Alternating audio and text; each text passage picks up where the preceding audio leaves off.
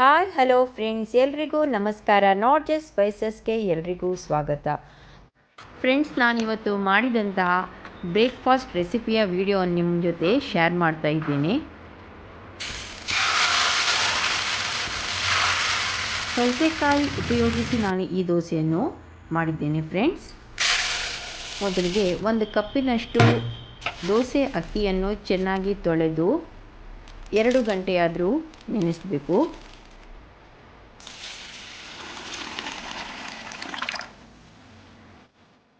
ಇದಕ್ಕೆ ನಾನು ಅರ್ಧದಷ್ಟು ಈ ಸೌತೆಕಾಯನ್ನು ಹೆಚ್ಚಿ ಹಾಕಿದ್ದೇನೆ.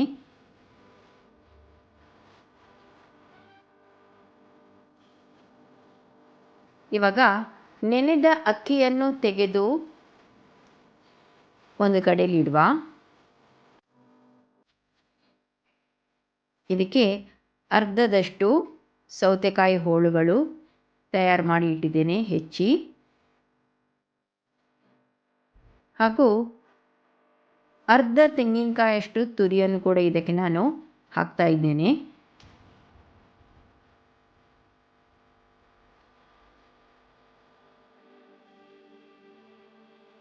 ಫ್ರೆಂಡ್ಸ್, ಇವಾಗ ಸೌತೆಕಾಯಿ, ಕಾಯಿ ತುರಿ ಹಾಗೂ ನೆನೆಸಿದ ಅಕ್ಕಿ ಈ ಮೂರನ್ನು ಒಂದು ಪ್ಲೇಟಲ್ಲಿ ಹಾಕಿ ಇಡ್ತಾ ಇದ್ದೇನೆ.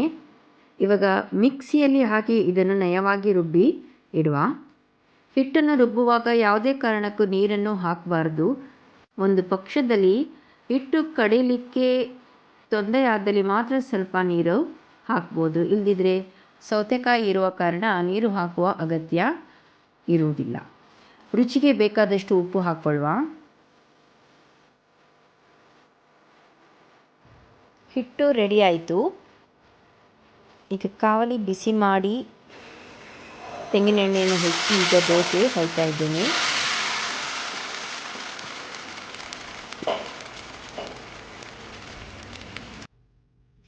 ತೆಂಗಿನೆಣ್ಣೆ ಹಾಕ್ಕೊಳ್ಳಿ.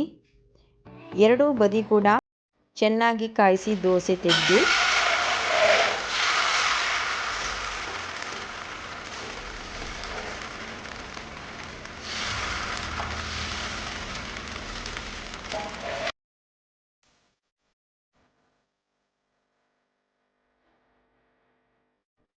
ಈ ದೋಸೆಯನ್ನು ಒಂದು ಪ್ಲೇಟಿಗೆ ಹಾಕ್ಕೊಂಡು ಅದರ ಮೇಲೆ ಒಂದು ಮಾವಿನಕಾಯಿಯ ಉಪ್ಪಿನಕಾಯಿ ಹಾಕಿ ತಿಂದರೆ ಅಂತೂ ಏನು ಹೇಳ್ತೀರಾ?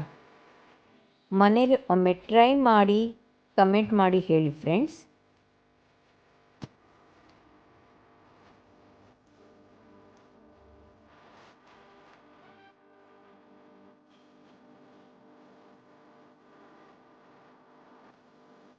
ಫ್ರೆಂಡ್ಸ್, ಇವಾಗ ಸೌತೆಕಾಯಿ ಸುರುಳಿ ಯಾವ ರೀತಿ ಮಾಡೋದು ನೋಡುವ.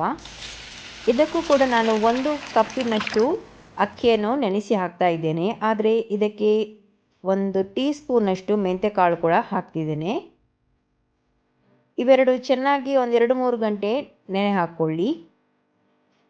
ಆಮೇಲೆ ಇದಕ್ಕೂ ಕೂಡ ಅರ್ಧ ಭಾಗದಷ್ಟು ಈ ಸೌತೆಕಾಯಿಯನ್ನು ಹಾಕ್ಕೊಂಡಿದ್ದೇನೆ.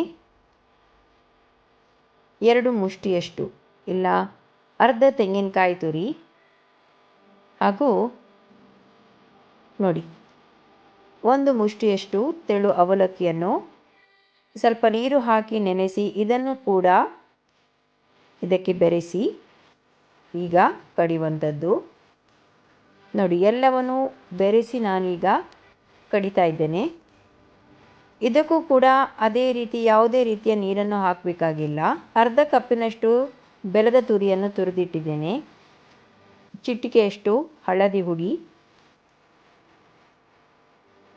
ಎಲ್ಲವನ್ನು ಸೇರಿಸಿ ಬ್ಯಾಚ್ ವೈಸ್ ಮಿಕ್ಸಿಯಲ್ಲಿ ಹಾಕಿ ನಯವಾಗಿ ರುಬ್ಬಿ ಈಗ ರುಚಿಗೆ ಬೇಕಾದಷ್ಟು ಉಪ್ಪು ಕೂಡ ಹಾಕಿ ಇದನ್ನೊಂದು 3-4 ಗಂಟೆಯಷ್ಟು ದೋಸೆ ತೆಗೆಯುವ ಮೊದಲು ಇಡಬೇಕಾಗ್ತದೆ. ಹಿಟ್ಟು ಒಳ್ಳೆ ಹುಳಿ ಬಂದಿದೆ ಫ್ರೆಂಡ್ಸ್. ಇವಾಗ ದೋಸೆ ತೆಗೆಯುವ. ಕವಲಿಗೆ ಸ್ವಲ್ಪ ತುಪ್ಪ ಹಚ್ಕೊಳ್ತಾ ಇದ್ದೇನೆ. ಇವಾಗ ಒಂದು ಸೌಟಿನಷ್ಟು ಹಿಟ್ಟನ್ನು ಹಾಕಿ, ತುಂಬ ತೆಳು ಮಾಡೋದು ಬೇಡ. ಬಾಣಲೆಯನ್ನು ಮುಚ್ಚಿ ಕೂಡ ನೀವು ಇದನ್ನು ಚೆನ್ನಾಗಿ ಕಾಯಿಸ್ಕೊಳ್ಬೋದು. ಇನ್ನೂ ಹೊಸ ರೆಸಿಪಿಗೋಸ್ಕರ ನಾಟ್ ಜಸ್ಟ್ ಸ್ಪೈಸಸ್ ಚಾನಲನ್ನು ಸಬ್ಸ್ಕ್ರೈಬ್ ಮಾಡಿ ಹಾಗೂ ರೆಸಿಪಿಯನ್ನು ಶೇರ್ ಮಾಡಲು ಮಾತ್ರ ಮರೆಯದಿರಿ ಫ್ರೆಂಡ್ಸ್.